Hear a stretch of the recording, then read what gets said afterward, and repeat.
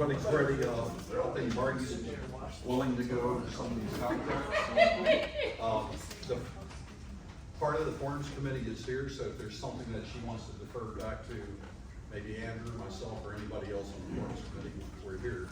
I think we're saving the best for last, and that would be about the septic inspection. So, Marty, if you want to go ahead and Yeah. in here. First off, guys, let me preface by saying, and obviously you guys know that in the past, for a relatively long time, I was chair of the forms committee. I am no longer the chair. Okay? For the people in the back, I am no longer the chair. Andrew is here. Okay. And we've all worked together. Obviously, we've had a really full committee the entire 6 months. I will be very frank, I mean, on Tuesday, sometimes I've had to cycle in and out because I'm on the way to Charleston on Tuesdays. But the reality of the presentations was that we had some cleanup stuff, which is the first 3 things that I'll kind of bring to your attention. And then obviously we addressed the poop issue. Okay? All right, so the first thing we cleaned up is in the residential sales contract, and it would be, we renumbered from number 34, EMD, actually transfer tax and EMD had moved to the front of the document, but we had not eliminated transfer tax at the back of the document. So the residential sales contract actually changed from number 34 on, it's a renumbering, and we took out the second citing of the transfer tax. And you'll see at the bottom of the form, it should say, what you're using should say 7/20/23. Okay? Another thing we did that was, I would consider a cleanup piece, was on the USDA financing contingency. Don, you brought this to us. And under number 2, the USDA loan terms, we kind of reflect now how those loan terms read in sort of VA and FHA, those areas, and we changed the wording to rural housing guarantee fee as directed by the lending institution. And that is essentially marrying up that extra charge for what the lending institution charges for USDA. Any questions on that one? You guys are just too. The inspection, the inspection contingency removal addendum, I will tell you in practice, I am not seeing this form very much out there, which is kind of interesting to me. Yes, sir? All the time. That's a great thing. That's good to hear. I love But it. I'm not seeing it very much. Because it's refusing to accept it, or telling us that it's not relevant. Okay, well, I'm gonna tell you that relativity is the decision of the broker, okay? And very frankly, if you present a document, I'm gonna tell you that I would vote in a commission meeting, that if you present a document and if it is not signed or presented, there's an issue with the contract and it would be a reason for a complaint. Because the license law is extremely clear. Anything presented to you must be presented to the client. Everybody good? Yeah, all right. The other thing that did, that the changes in that one did, is there are a lot of contingencies you can remove on that form now. Not just home inspection, it's radon, well water, septic, mold, any of those things. So that was the other change there. Now we get to the fun part. Hey, Marty, Yes. you want to also say that you can reuse this, just change the number at the top? Oh, yeah, absolutely, thank you, that's a great point. It is numbered as an addendum, so if you're removing the inspections individually, you would just use sequential, I started to say sequential numbers. Okay, now I'd like you to pull out the septic information form. And there was a focus group, once we had the presentation to the forms committee. We had a presentation from 2 excavators, two or three excavators, installers, inspectors, and then we had one vendor who does testing, I'll disclose, the vendor who does the testing is, Dodson was present, Scott McDermott was present, Bill Rogers. And Bill Rogers was present. Okay, so we had presentations from all these guys. I'm gonna preface my discussion with you with, I went into this presentation and I said, there is no way that we need to change that contingency. If it ain't broke, don't fix it. What are we doing? And we were there for an hour and a half, about an hour and a half, and I walked out and said, OMG, we need to get on this pretty quick. Because there's some area here that we are not addressing in any way. What the focus group attempted to do with the septic information form is to marry the information to the piece of the contingencies at septic area that talks about what those tests do. What the process is, what the purpose, what the process, what the potential findings are. Okay? Now, when we got the report back from the focus group, one of the things we all talked about was, well, it's good we have this information, but how do we prove that somebody saw it? And so we decided we would add a signature line. And you'll note that it doesn't say purchaser or seller. Why does it not say that? Rick! Good for both. It's good for both. So both should see this document. Okay? So the reality of septic information is not only do new folks, new buyers, not really know about septics, but sellers don't really know about septics. If it's in the ground and it's worked all that time and, you know, blah, blah, blah, blah, they're like, yeah, it works. Now, I've had trouble, I don't know. We only do, well, yeah, I did about that, what we do. So that was the purpose of the septic information form. Questions there? Yes, sir. The document that you have in your hand right now has been corrected. On zip forms, there's an error on it, that's my fault. I somehow duplicated something. But in your hand is fixed. Tammy's gonna be submitting it. It's to already zip. been to all platforms. So it's probably fixed now, so ignore what I just Well, said. it may take them a couple days. Yeah. but, Now, and here's the other thing that as a forms member that I want to bring up is, you know, we provide forms. If you don't want to use this, your broker will make a decision whether you use it or not. Okay? The real estate commission doesn't care if you use it. What I care if you use is, as a real estate commissioner, is a notice of agency. I care about that all along. Okay? But the reality is, these are not mandatory forms. You know, are they informational? Yes. Yes, they are absolutely informational. You have a question? Commonly, we have more than one buyer or seller. Is there a way to add another signature line? Probably. As we use the document over the next 6 months, if we obviously see a lot of this document and it doesn't have 2 lines, we'll take it back to the forms committee and ask them to add the line. But the other thing that we found, guys, when we make a change in the form after release, unless it is typographical, like this septic information form, then we see all kinds of varieties of the forms out there and we can't keep track of who's got what and where and how.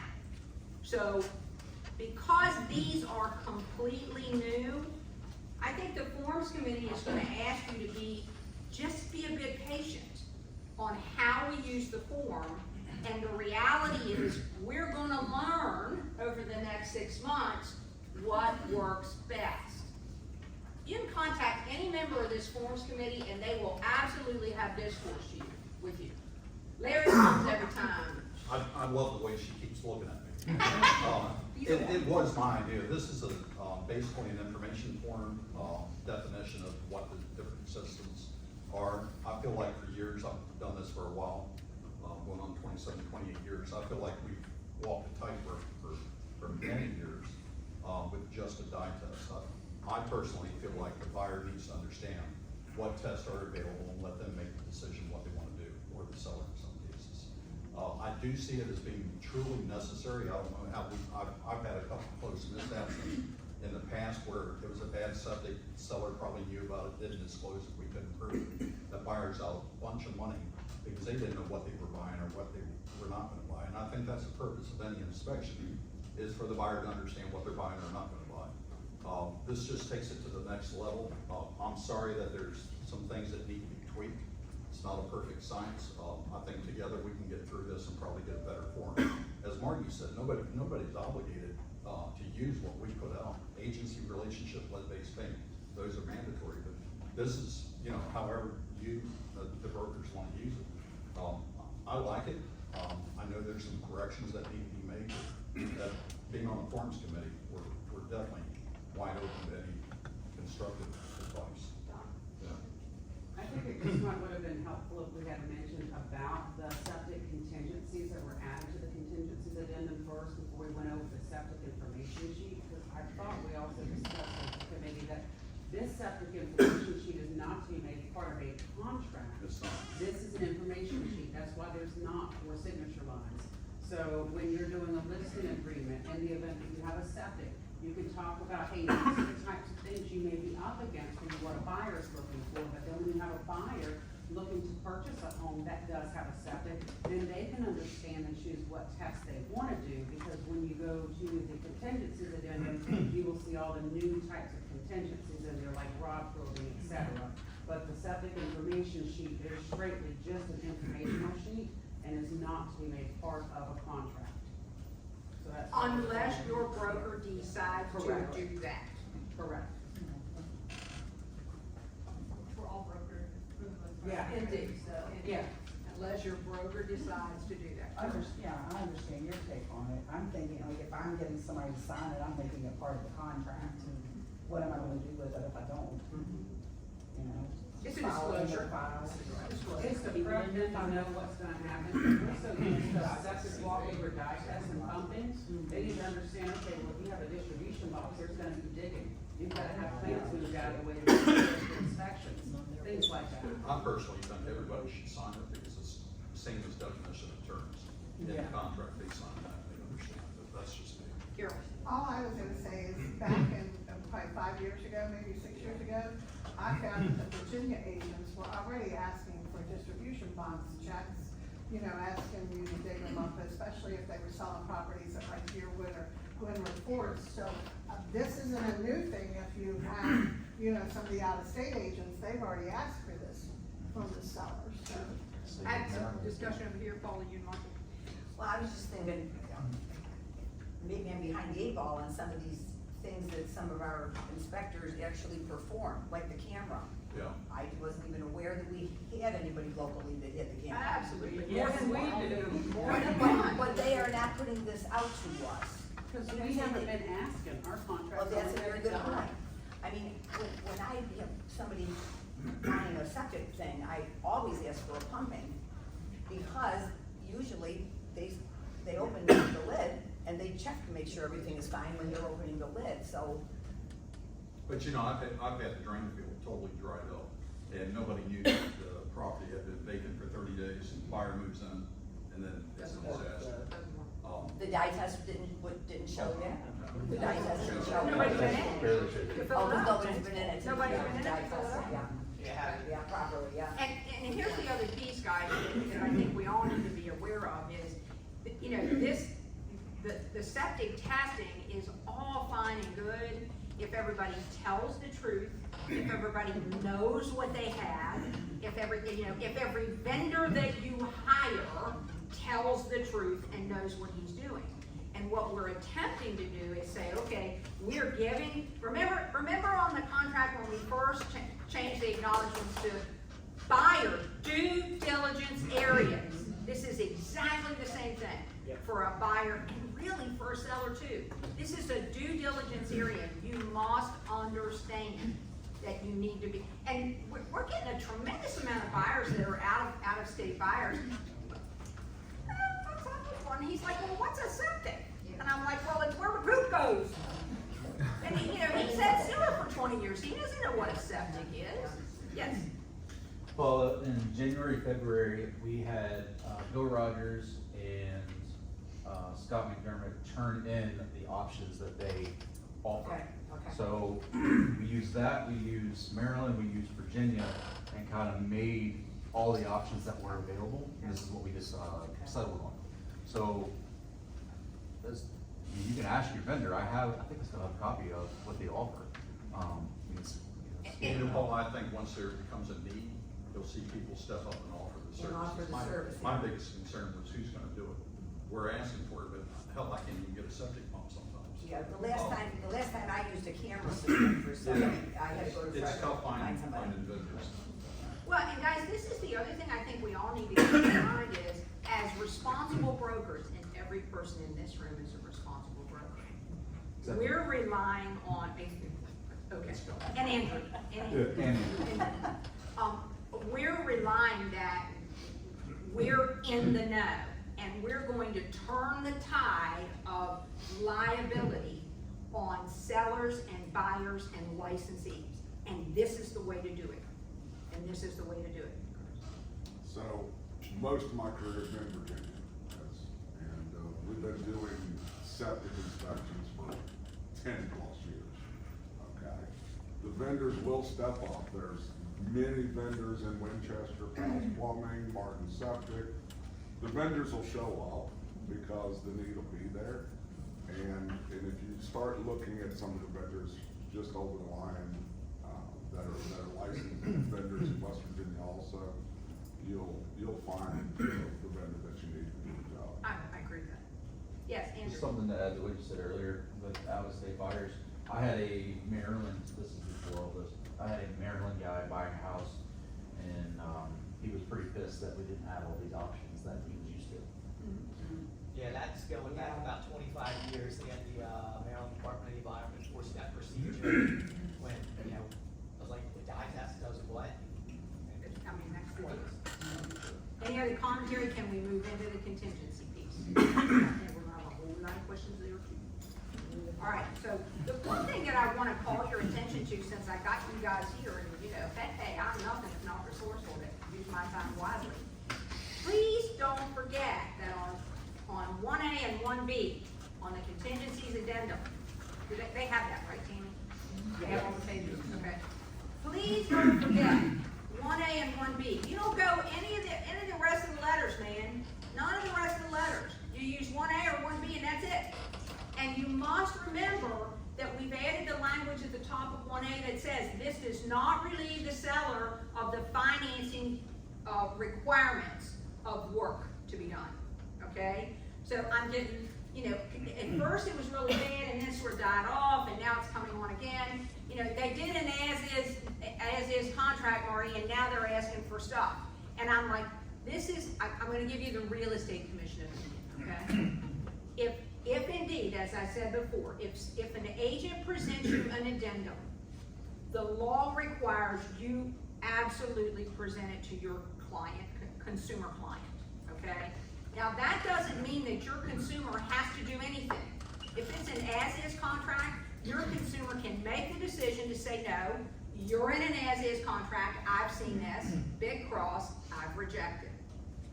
But the law is very clear, if they provide it to you, you need to provide it to your consumer. Okay? I get agents every once in a while who say, well, I just thought I could say, well, no, they're not doing it. No, you can't really do that. You've made the decision for the consumer and you can't do that. The consumer makes the decision. The seller, the buyer make the decision. Okay? All right, so under septic contingency, some lenders or loan programs may require certain septic systems tests as a condition for approval of financing. That's on number 3 at the bottom under F. Now I want to provide a little backstory here. This went back and forth in committee forever and a day. Okay? And I sort of, because I'm nothing if not resourceful, I said, no, I'm ready. I kind of went to the practicing agents in my office in an office meeting. I said, okay, if you're presented with some avenues of septic inspection, tell me how, if there are more inspections, as there very, very well likely will be, how do you feel you would deal with it with the seller? And they said, well, it might very well be appropriate that the seller go ahead and do the inspections. Okay? I took this back to the committee, okay?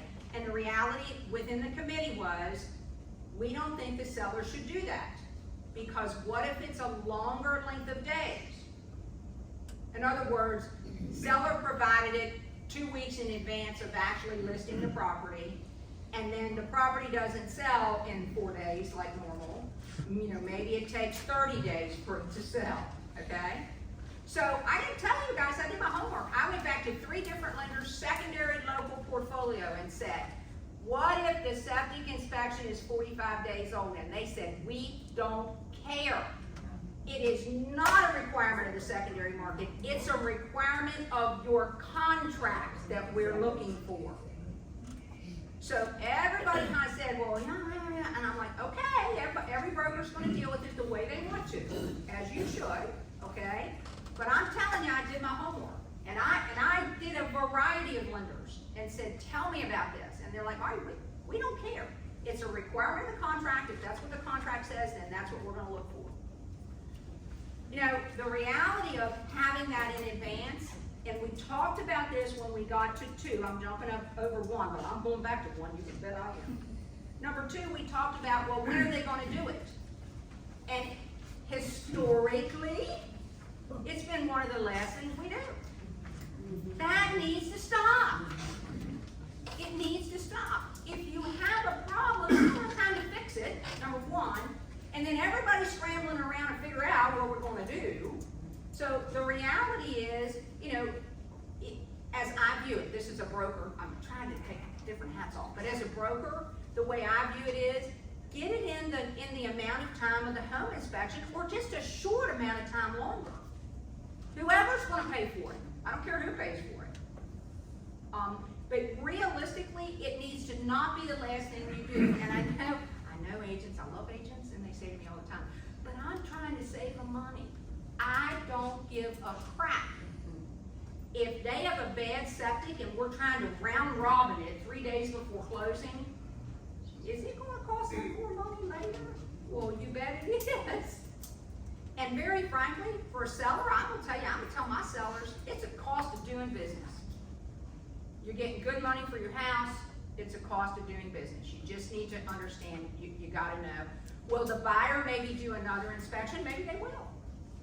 But if the seller provides it, it's at least more information than you've had preliminary. Now, shoot me down with a gun, I know you will. I wouldn't want a seller to have paid for it prior, they could just choose that person themselves. And they still can. If they've been too old, you know, you don't want a client to rely on that, I think that's a nightmare in court later on. And that'll make your brokerage decision. Yeah. That'll make your brokerage decision. Every broker will decide differently, okay? So you just have to make a brokerage decision and decide. I just think the universal answer is it needs to not be 5 days before closing. Okay. That is a given. That is a given. Because what happens is then the lender does care if there's a problem. Absolutely they do. And then you're gonna have to get an escrow agreement done, the seller's gotta agree to that, they're gonna wanna hold 1.5 times the amount, what's the estimate, you gotta go through all those steps, and just like Marty said, then you're extending the closing. And it could take 3 weeks for them to even come out. Exactly. The minute you're under contract, you need to have that scheduled in the first place, because with all these new tests, imagine how overloaded people are gonna be to get out there. It's gonna be one of the first things you have to schedule. So here's another issue, the appraisal. So you pay all this money for the inspections, the appraisal comes back short. Now you're buyer, I mean, it's a lot to think about. Yes. Oh, I get it, And I get it. sometimes, I mean, we're closing Wednesday and we're getting the appraisal today. I get it. So, it's really tough because you're rolling the dice there. at But the expense of appraisal, the somebody else. buyer is historically paying for it. It is, but now the buyer, depends on how the contract's written. I understand. Could be out $1,000 plus the appraisal fee. And if you Correct. have a first time home buyer that probably can't afford that. And let's drift back to how this was normally done 30 years ago. It was a seller cost. It was always a seller cost. That's right. 30 years ago, it was a seller cost. Exactly. You know, it still should be the seller's cost, in my opinion. It's their septic, it's their I'm home. old, I'll admit You're it. the one that wants to buy the house, I don't- why do I gotta get it inspected? Because that's what happened in the past 3 or 4 years. We put everything on the broker's. Carol, did you have something? Well, I was just gonna say, should be the seller. That's a historical thing, when, the seller has always paid for the dye test.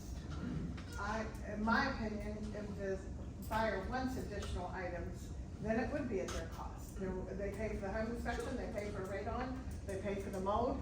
You know, typically, the seller is delivering the septic with a dye test, and. But keep in mind, any of this is negotiable, is a negotiable part of the contract, okay? Anybody here that has had a camera test in the last 2 months, raise your hand. How much? $300 for a camera test. Come on, if the seller can't pay that and do that, then I'm done. I'm done. They're making 25 or 35 or 45% appreciation on what they're selling that they've been in for 4 or 5 years. Sorry. Mm-mm. Now, is it my understanding, maybe you were part of this, that an agent said the other day that she got a price on all of this to be done, it was $3,500? I had an agent who said she got a price, she ballparked it at $3,500. Okay. She ballparked it at $3,500, and when she went and got the estimates on all of the tests, everything, it was around $2,000. Okay. Okay? So, Curtis? historically, I understand $2,000 is a lot of money. Vendors will continue, because it's new, the prices will be high to begin with, and they will gradually, as competition comes in. We're seeing $800. Okay. Okay. I heard something here. I said, just like TV. Yeah. I know load test and camera test now being required in Maryland, and it's running about $1,200. Tell me about a load test. We didn't include that here. That's where they put a day's worth of usage through the septic system. Interesting. And Well, that'll be the next thing. either the drainage field will fail or it won't. Okay, cool. Rick? We just have to be creative as brokers, as we're training our agents to protect our principals, because has anyone in here ever had a deal go south 2 days before settlement? And your seller has put all this expense into it. So I'm all for whoever wants to pay for it, but we may have to at some point in time say, you'll do that. But this part of your deposit is now non-refundable. So, I mean, I've got a deal right now, it's supposed to be closing right now. But you know, Rick, that doesn't work. Non-refundable deposits, you still have to get the release signed. They're gonna fight you. Well, you can, but if you say it up front, Yeah, you yes, set the stage. we'll pay for these. Guys, this is the other thing that I will tell you. You can have say the buyer's gonna pay for it, and the buyer incurs the expense, and he orders the inspection, and maybe they don't get the money up front. I don't know, normally they do, but I've seen some they didn't, and it doesn't close. It's a seller cost, because it's a mechanic's lien on the property. So make no mistake, it's still a seller's cost. So you gotta remember that. I know, Nancy, you have anything to say? Time to retire. The other thing I wanna call your attention to on number 2 is the committee was very specific about matching up the yeses with the septic information sheet on the overview of the test, so that they're kinda in the same order. That was deliberate. Okay, that was very deliberate. The other huge discussion, Chris was there too, on this one. The other huge discussion was the default. Chris, remind me of the default that we changed. The default was, that the buyer, if the seller was supposed to pay for the test, and they didn't, the default was that the buyer could order it, and the seller would pay. And Margie Bartle said, my seller is never paying for anything that somebody else orders. I'm sorry, I just couldn't do it. Y'all tell me, but it's like, we just basically then changed the default to be, the seller does it. If they don't, then the buyer has 3 choices. They can do it themselves, they can release, they can litigate. But I just don't think you can have a buyer obligate a seller's money. I don't know you can do that. I don't know I'm going to do that. I should say it that way. Well, plus in that scenario, you could get a buyer who says, well, hey, I've got the seller now, I'm gonna spend $3,500. Exactly. I want all the options. I got a lot of money, I got a lot of money to spend. So, also, one thing to point out with the contingency is if you're pulling vendors from outside West Virginia, make sure they're licensed in West Virginia because the contingency requires a West Virginia license. Yes, indeed. You gotta make sure. And the other thing that we wrestled with in committee was remediation was up in the air. And I fought the good fight for remediation is on the seller. If the system is not good, is inferior, then remediation really needs to be on the seller, and that's what the form says. Now, I've had some discussion with some folks who shall remain nameless, who really hate A. And I get it, the wording in A sort of is really confusing, okay? And what I'll say to you is, if you can come up with better wording on 2A, submit it to the forms committee. And we will obviously look at it for the next release. And if you don't like the wording in 2A, don't use A. You know, you can write brokers, you can write in whatever you want to write in on what seems to be better on 2A. What do you suggest on that when we get it? Buyers, you know, if come in, buyers written it, and we don't want to use it because we don't like the way it's worded. You can say it.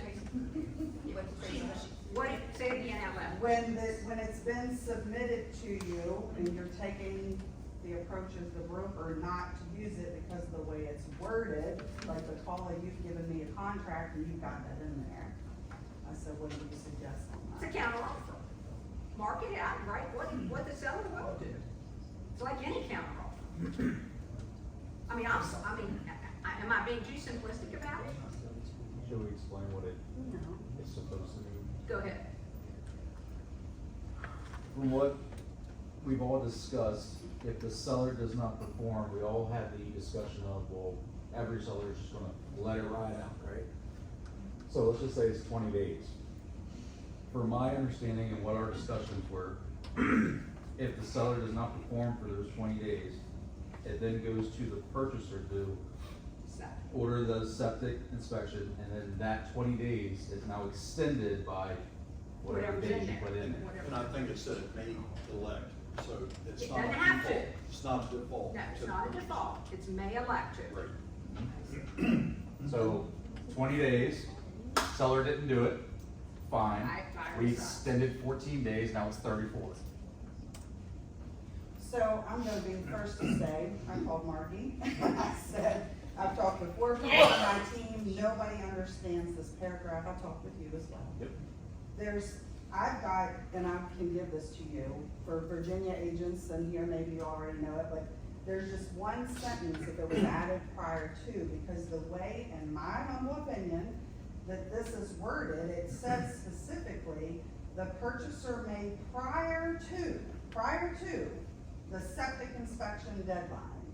So if we've got 21 days up in 2A, after our date of ratification, which it specifies, that's our deadline, the seller has that 21 days to get me that report. But the purchaser has to perform prior to the deadline. So the way this one sentence adds is it basically has a blank that your date is the 21 days, but the report is due 7 days prior to that deadline, or 4 days, or whatever. If that were added in there, that paragraph would be perfect, in my opinion. I'd suggest you send that wording to the forms committee. Chris? Yeah, so on that, we actually discussed that in length because we looked at the NVAR form that takes that into account. So again, we'll have to see how the usage of this contingency goes, and we're gonna have to see what the recommendations are. The contingency is very simple unless the seller's paying and conducting. Because if you take out all the seller stuff, it's a very short contingency. The buyer's paying, the buyer has as many days, and here are the options. And that's what took the committee so long, was trying to tweak, well, okay, the scenario where the seller's gonna be paying, the seller's gonna be performing, you know, what happens if they just run the clock out? What And don't. happens? And Right, they don't. exactly, or they don't. So, again, great point. We talked about that at length. So just let us know how the contingency is being used and any recommendations to it. Absolutely. Yes, sir. I see at the very bottom it says, or a notice voiding the contract. What does that or pair with? It pairs with two, A, B, and technically, A, deliver to notice, little I, deliver notice to seller voiding the contract.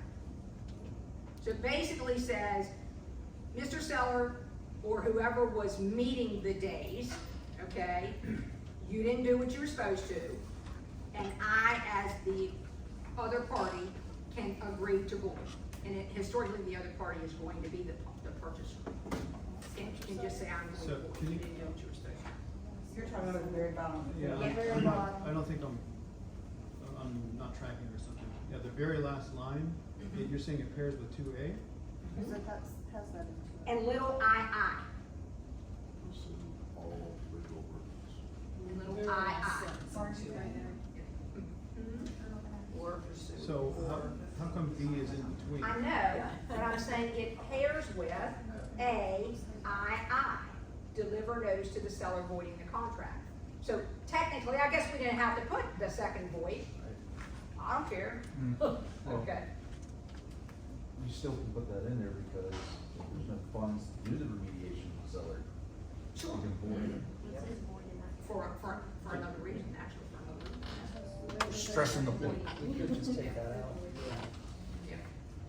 So A addresses Vote the it, void. just keep it in. So what I would say is if you think that it is redundant, again, email Tammy at the board office, we'll take that back to the forms committee. Any of the wording that you would like to massage.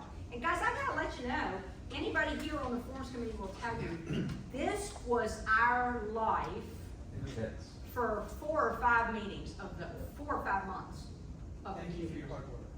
Yeah, well, not me. Subcommittees too. And subcommittees I mean, we too. met countlessly on this. We Absolutely. Join a frickin' committee and help out. Yeah. You know? Keep it up. Well, the forms of the committees restricted, so. You just have to ask to join. Tanya, tell us how you really feel. Okay, let's go back to 1, because 1 is just the love of my life today.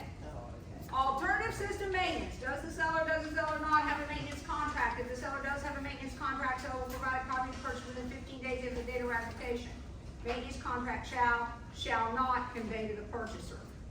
Guys, I know those of you who are local, particularly in Berkeley County, where I'm going to address. Pretty much everything I'm seeing coming in new that would have a septic has an alternative system. I'm not seeing hardly any pressure systems being approved. On my text today, at the 13-month, a septic that has failed that is an alternative system, that has been, there's been a vendor out on 3 different times, and the builder says, you know, the warranty's expired. So guys, I mean, I gotta tell you, we start getting into this stuff that there's litigation. Alternative system, they've probably got $30,000 in this alternative system. Easily $30,000. And I'll even share with you, it's my son, we're gonna litigate. I can tell you that. If that don't get fixed, we'll go to court. But the reality is this, is that I think consumers are moving in every day. They don't know what a septic is. They don't know what it does. I flush the commode, it goes down, right? They don't know what it does. They don't know what a pressure system is. They don't know what an alternative system is. And it's really becoming our responsibility to take control of protecting consumers and ourselves, because don't think that with litigation, you're not gonna be the first person that's flashed a back on. I'm probably pretty lucky it's my son, I don't think he's gonna sue me. But I mean, I don't know, he's hardcore, he's already said he's having another agent. He's like you. Yeah, he's pretty hardcore, he's already said I'm getting another agent. Get his inheritance early. Yeah, guess what? Good luck. But, I mean, think about that.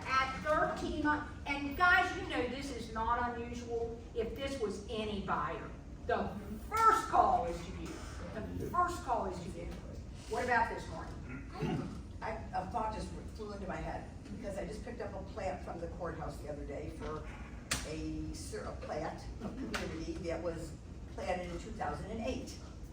And every septic, class 1 or class 2 is already on the plat, where it goes, so none of those have been installed yet, say, because nobody's built up there yet. All right, so now they go to apply for a permit.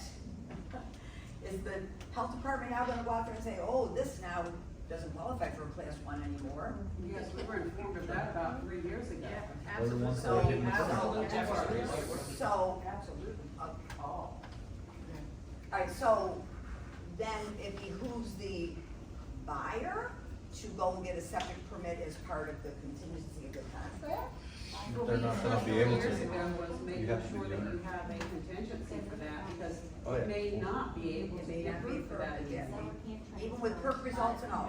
Yeah, because those are only good anyways technically for 1 year in the first place. The application, the application. And The then, buyer can't get it because they don't own the property, and the seller can't transfer it, so you're kind of dead in the water. It depends on which sanitarian you talk to and which health department it is. Morgan County will tell you they won't require them again, they can do whatever they want with what was already approved. But they're ran by Berkeley Yes, County. they should. And They should. But they're ran by Berkeley, but Berkeley will give you a different answer every time. I make them send it to me in an email and I put it in my file, every time. Yeah, They don't like me. A couple years back. I used to work at the health department, so I make them do that years ago, yeah. So I make them do that, they don't like it, man, every time I call. But it protects us. To a degree. Yeah. I don't think anything. Yeah, and guys, the other piece of this is, at least in Berkeley County, I gotta be politically correct when I say this. Engineers and builders are, very frankly, having their way with the planning commission because they have big buck engineers and they meet the criteria that the master plan requires. And the planning commission has no ability to deny, they must approve. And so, I think one of the things that's happening, I think the county certainly sees that there's a lot of building going on here. And so, maybe, maybe we need to begin to be concerned about what we're putting in the ground. And so I think they're feeling, the powers that be are feeling that the answer is an alternative system. At this juncture, I'm not seeing the answer is the alternative system, but that's my only explanation at this point. That's my only explanation at this point. Anybody else? That's what we have. You can use it, not use it. All questions? Rick? The one thing I see with that number 1 is I'm seeing so many sloppy contracts anymore. This is gonna come through, no one has elected to check anything off of it. So you're gonna have contracts going back and forth, because I can't just make that election for you when I send it back. Absolutely not. And so, that's what I'm saying, I'm even seeing finance contingencies anymore, it doesn't have dates. You're just, Well, very they're so frankly, sloppy and I had a broker call me the other day and say, how long has the EPBR contract been, 10 or 11 pages? And I'm like, probably 15, 18 years. I said, well, I have a contract here that's 5 pages. I think it might be from 1997. Wow. That's better than that. well, I was definitely wondering if my E&O insurance would cover a contract like that, because we technically, when we sign up for that, says that we agree to use some standardized forms. Now, being rogue like that, I don't know. But I do agree with you. I think every day we're dealing with junk. I'm sorry, it's just junk that's coming into listing agents and they're like, I'm trying to do it. And the EPBR has absolutely made a commitment. We're doing basic contract classes now every other month. We just taught one, DK was there, Dawn wasn't there, but Dawn sends them from orientation when we're getting new folks. And I'm gonna be honest with you, Rick, I'm not hearing, it used to be every time I heard that, I heard, it's all those new people because they're not trained. It ain't them. Yeah. that's a good point. Yes. You know, if you see a bad kid, do you get mad at the kid or the parent? And I think the brokers need to take the responsibility on providing the correct training. Because we do get a lot of sloppy contracts, and you can't blame the agent because hell, they don't know any better. I mean, it's sometimes. There should be training them and reviewing the contract. We mentor everybody, I mean, you almost have to do that, and I'm not saying we don't make mistakes, we certainly do, but it's not a lack of effort. Just a comment on, the septic and well records. When you go to sell someone's property that's got it listed and none of those records are in their listing. And they act like, You're lucky if there are any documents attached. oh, yeah, that's another. They don't sell for $26. That's exactly right, Andrew. And Oh, no. that is another big issue in our profession. If you're representing that transaction, put the dang documents in the, all of them. I don't know, I don't know that anybody reads anything, but how about if we do this? Here's a broker council chair. What do you want to do? You're about to. I'll do anything you want to do. Listen to that. Why don't you sum up some of the things we've, not on the new stuff, Sure. Yeah. but on the stuff we've talked about, attach the documents, have the septic information, 3 or 4 sentences, and Tammy will put it in the newsletter. Can we do that? Camera guy, you got this? Okay, you can. Here. All I was gonna say is you're right about the septic docs, and I guarantee you're gonna get less of this if you have the septic docs. Because the buyer's gonna say, oh, yeah, it was okay by the health department, I don't need to do anything else, and you don't need to tell them any different. We're providing the documents, we're providing what their options are. And you know if it's an alternative or a class, you know what the system is, because you got the records. Yeah, unfortunately, If the there is. records aren't always If easy there to is get a in the record. health department. Well, Nancy, the only thing I'm gonna say is you're right, during COVID, Berkeley County was horrible. Jefferson County is, I've never had a problem. I called Berkeley County the other day, they got me the records the same day. She took all my information over the phone, I was like, oh my God, I'm getting, and next thing I knew, they were in my email. Jefferson County takes your money and then says, I'm sorry, we don't have any documents. Well, Berkeley County does that too. They make you pay before they investigate, that is true. Both counties do that. Same way with the courthouse, you want a plat, come in and you gotta buy it. I mean, it's gonna cost you $5, but it's invaluable if you're selling something and you don't have a plat. Documents uploaded in Bright. What's everybody's opinion on individual documents or downloaded as one? One, yes. One, thank you, okay. And- And in order. Please just have them, please. Yes, I agree. Agency firm. That upside down. I mean, yeah. Oh, and not sideways, not upside down, yes. I'll settle for them being in, like Rick said, but one big PDF One is PDF, preferred yeah. on our side.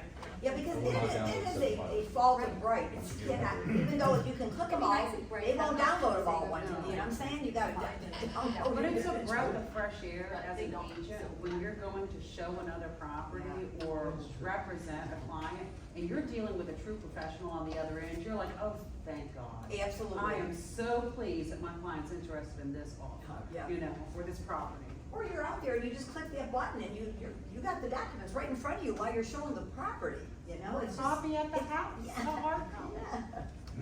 Anyway, documents. Other questions? Couple things we want to bring up. We have some some informational sheets up here for principals class at Blue Ridge that starts, I think, September 14th. Brokers class, 3 modules will be offered from November on. EPBR has made the commitment to offer the advanced it will be 3.5-hour broker 2024 law class. It is October 5th. I had a couple agents ask me where, do I know where? Yes, Corning. It's a Corning. It's a tech center, Corning. Tech center is Corning. And we only have a few seats left. I think we have 30 already registered, and I think we only have room for 45. Okay, do not fear. Do not fear. There are going to be other providers of this class. You do not have to come listen to me. Do not. There will be other providers for this class. I'll offer it again. EPBR is committed to offering it again. But in the class that I'm going to have, we're going to go through that new license law line by line. So you know what it says. Yes, ma'am. The only thing I'm gonna say is I am rewriting an ethics class to be for brokers. So the ethics class I'm doing September sixth, if you're a broker and need hours, I would not come to that. If you're a broker, associate broker, because I am in the process, so I've got the notes down, it's just gonna take some organization. I am rewriting, it's going to be a broker ethics, maybe have some agency in there. It'll be similar to what we do at the broker class when we're teaching the classes. So, but I don't have any misgivings that it wouldn't pass for these broker hours because of the way I'm structuring it. The last thing that I will request as your representative And to the Dawn's real got estate classes. commission. Yeah. The last thing that I will ask is your representative to the real estate commission. Please, do not opt out of real estate commission emails, number one. That's really a party foul. Number two, if you get an email from the commission, please respond in a timely fashion. You need to understand, I had a call, and I will help you. If you're having trouble with the commission getting something accomplished, or you can't get an answer to your question, if you will email or call me, any of you that have called me, I have tried to return your call and explain exactly what you asked me and tried to direct it to the right place. But recently, I had a call that the broker was pretty hot, and then he says, well, they sent me this 3 weeks ago. Now, I don't know about you guys, but when I get a letter from the commission, I try to respond pretty quickly. I would think you would want to do that too. But the reality is, yes, very frankly, they're out of their building right now in Charleston, because the building next door is being renovated, and there's no utilities to the building that the real estate commission is housed in. So they are either working from home, in the building with no air, at the Dandaboon Hotel. I mean, we've been everywhere, guys. So please, if you hear from the commission, please make certain you answer. And this is the last thing I'll say, and I swear I'll let this go. If indeed you have someone in your office who has a team, who has one member of the team licensed in West Virginia, that indeed needs to be the person who shows the property, writes the contract, sells the property, and there is absolutely a disciplinary proceeding on the website that you will see we have fined for that. So that's atypical from years past. From years past, everybody sort of ignored it. We can't ignore not having a license anymore. You and I were on a thread the other day that scared the bejeepers out of me, wherein, you and I, Paula, where an agent said, why do you really care if they have a license or not? They wrote a contract. I saw that. Oh, please, I saw that. help me God. Yeah. And they swear to you. And they're like, well, what difference does it make if they have a license? And I'm like, what? No difference to me, Nancy. So I do have a question about that. What can the real estate commission do if Virginia, Maryland licensees is doing business in West Virginia? Email a complaint, please, to either Rob Plume, myself, or Carrie Farrow. So if they have a listing on Bright and they are not licensed in West Virginia, This is the exception. okay? And those little devils always find an exception. Okay. Okay? If they are wholesaling listings, that they are a partial seller. Okay. And that is the exception. You mean And I they will have some tell you, ownership interest? They Is have that some what- ownership interest. They have some ownership interest in the property. If they are a wholesale, they buy wholesale listings in a package. But it needs to be disclosed that they have. It does need to be disclosed, but they are considered the seller per se. Do I Commercial, like it? I do not. Turned in a complaint myself. commercial follow the same? It would if they are a partial owner. Okay. If they are not wholesaling Okay, one of their properties, they are subject to a license law. perfect, I'll be emailing. Auction properties. Auctioneers have to have a license. And a broker. For a house. And a broker. Funny how that is. I have a broker. So if you pull the deed when you're listing the property or selling it, you'll see that they're part owner. And that's another thing agents don't do, hold by deed on what they're selling. And give it in the documents. Just to let you know, West Virginia Real Estate, or the Association, WBAR lobbied to Does make it? sure that auctioneers had to be Oh. licensed to sell. I have a question back here and then I'll come to you. Just comment, auctioneers, when they're selling an estate, Do not need a are license. exempt. That's correct. But if they are auctioning a property without it being fiduciary property, they must have a license. And Brittany made a good observation. In wholesaling a listing that you are a partial owner of, you won't have a deed. You wouldn't even have a deed? No, No, not yet. they're selling their interest. Yep. They They have have a a contract contract. with the seller. That's and they're assignable. sell- Yeah, It's and they're, assignable. and it's assignable, so they're So, selling their. I'm 98% sure though that Bright does not like those listings. Not Say, this- I'm sorry, Josh, I can't. I think Bright does not, if they are aware of it, this is a Bright thing, not a West Virginia real estate law thing.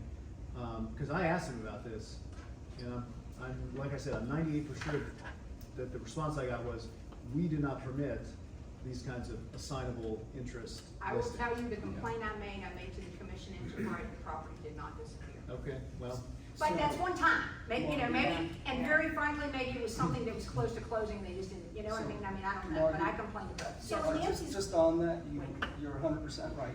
not So- 98, What's that? but not 98, 100%. 100%, because my firm, we just had a long conversation with Bright Compliance on this, and Bright's funny because they'll start to enforce things that they really don't tell us, they don't permit.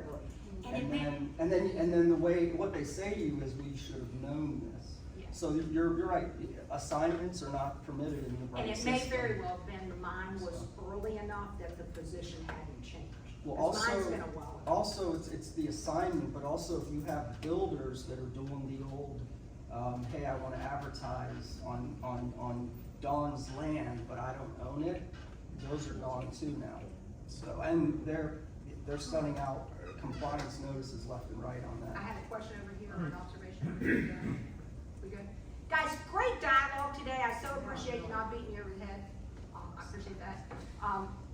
Please go out and spread the word to other brokers.